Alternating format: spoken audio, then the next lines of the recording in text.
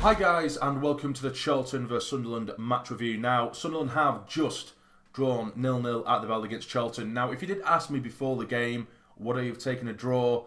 And I did actually mention it in the preview to the game, to be honest with you, and I probably would have taken a draw because of the calibre of the club and some of the players that Charlton do have, and I do expect them to be there or thereabouts this season. So away from home, I probably would have taken a draw.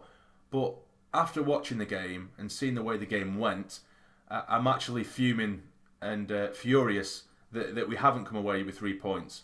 Because with no disrespect to Charlton, and I'm really not just saying this in a bitter way, but they were considerably the worst team we have played so far this season.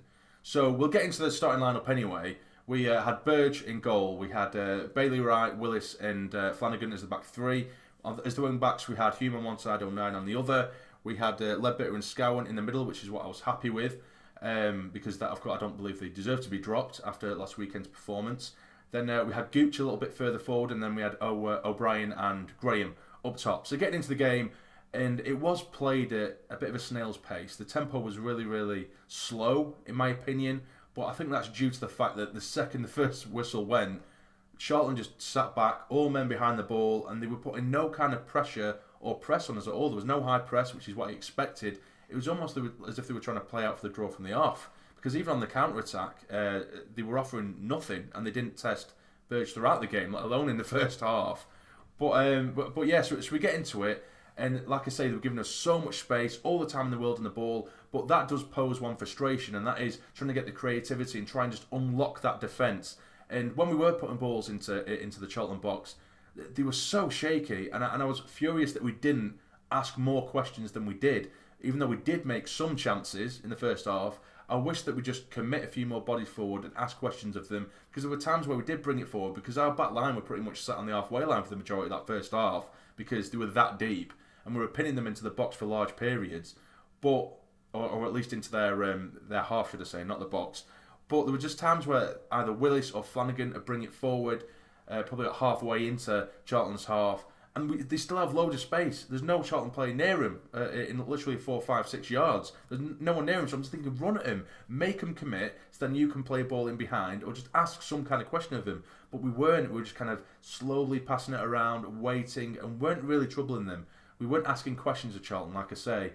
But eventually chances did start to come, mainly from set pieces, and that's where I thought it was going to come from, because we were literally mindlessly hoofing the ball into the box and hoping something would happen, which I suppose you can do at times when you have likes of Graham in there, who is a bit of a target man, and he does ruffle some feathers, and although, which we will get into in a bit later on, although his finishing was horrendous today, in his other aspects of the game, I think he actually did play quite well, and he did make himself a bit of a nuisance. But as I say, set pieces came, and that's where we started to make our chances. Scowen did take a corner, which it was a brilliant ball in, absolutely brilliant ball in for Bailey Wright. Point blank, he rose above the rest. It was a thumping header, and it was heading towards the top left-hand corner. And to be fair, Amos did make an absolutely wonder save. It was an absolutely top draw save, and he's managed to get across to it and tip it round the post. From the following corner, it eventually falls to Flanagan after some really dodgy defending again, and he tries to go for a sort of acrobatic volley which goes miles over the bar. So then that's when the floodgates started to open a little bit.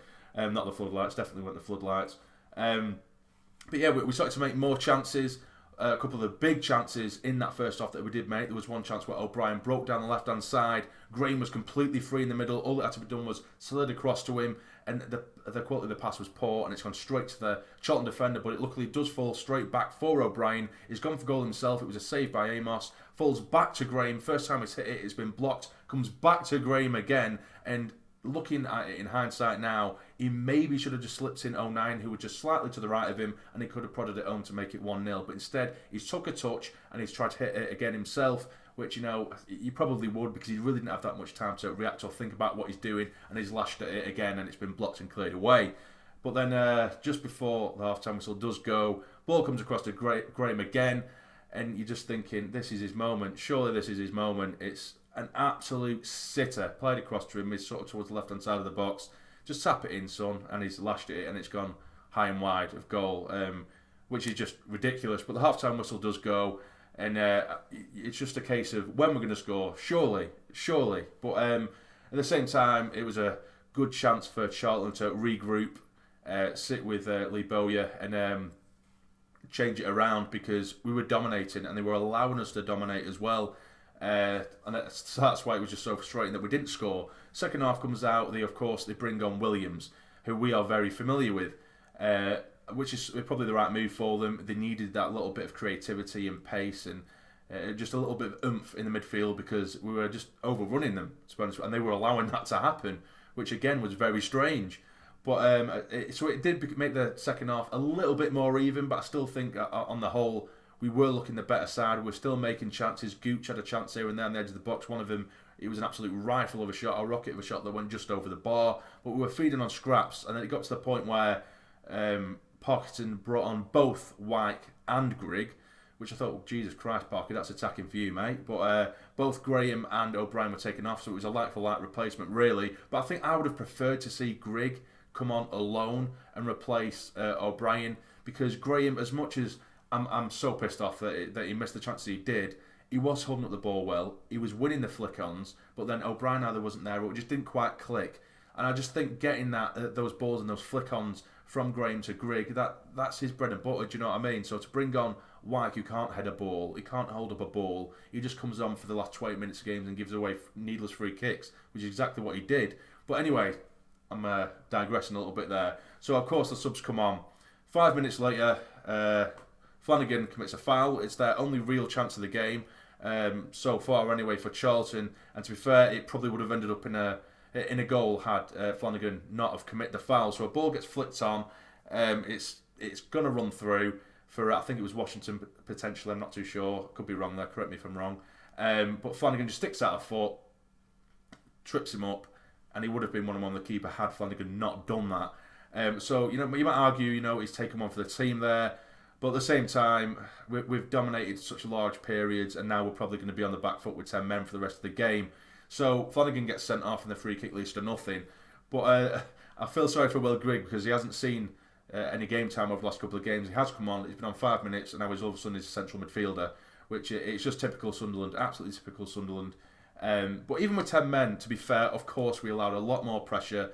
They were bringing it a bit more, but they still weren't really threatening. They didn't threaten Burge at all. They brought Aniki on for the final 20 odd minutes or so, and he did cause a few problems with his strength and everything, but other than that he looked quite poor. We still made chances. Come down the left hand side at one point, Hume, it looked like it was going to go out of play by the byline, but he managed to just about keep it in, and he fires it across goal. Wyke comes across, he runs across the front post, and he does manage to get a foot on the ball, but he's completely sliced his shot and it's gone way wide. But we saw Madison come on in the later stages as well for Charlton, who didn't really manage to get too much done because, like I say, there wasn't much time left, and he just sort of pitted out the game itself a little bit. But very, very frustrating nevertheless. And like I say, before the game, I would have probably taken a 0-0. I would have probably taken a 0-0 because I expected a hell of a lot more from Charlton, and they were terrible. And teams like that, we should be punishing, not because it's Charlton, but because the way they were playing, they were asking for it, and we just didn't answer. Do you know what I mean? We just didn't put the ball in the back of the net, which we should have done. The game should have been way gone. It should have been dead and buried before that sending off, which ultimately did change the course of the game with Grigg playing centre mid. And to be fair, I think he actually did all right. But yeah, it's frustrating because it's another clean sheet, which of course is good. That isn't the frustrating bit. But Flanagan is now sent off, which is going to, it could rock the boat for those clean sheets because we've got 3 clean sheets on the bounce now.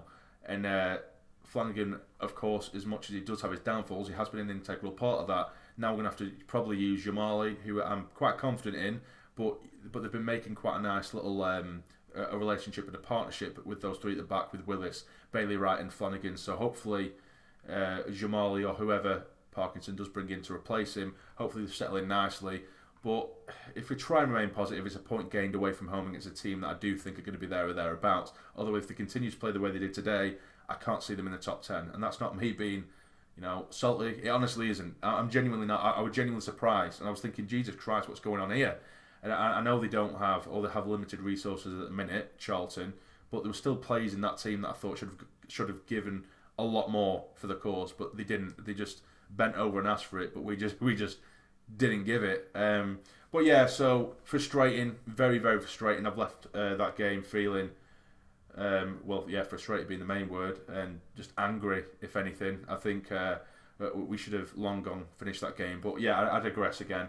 My man of the match would probably be Grant Leadbitter. I think he was brilliant again for the majority of the game. It just got a bit, a bit sort of scrappy towards the last stages. But for the majority of the game, he absolutely bossed that midfield. He absolutely bossed it. Some last-ditch challenges, then he'd pick up the ball, forward passing, forward thinking. He dominated. He absolutely dominated for large parts. So Leadbitter for me is the man of the match again. I can't think of any other player who deserves it as much as him. But yeah, so that's it, guys. You let me know what you think. As you can probably tell by the tone, I'm just so deflated after watching that game. Angry, frustrated again, the word that I've used a million times. But anyway, if you have enjoyed this video somehow, please hit the like button for me. It would be massively, massively appreciated. And subscribe to the channel to become a fully fledged member of the Sassy Army. But for now, you take care and stay jamming.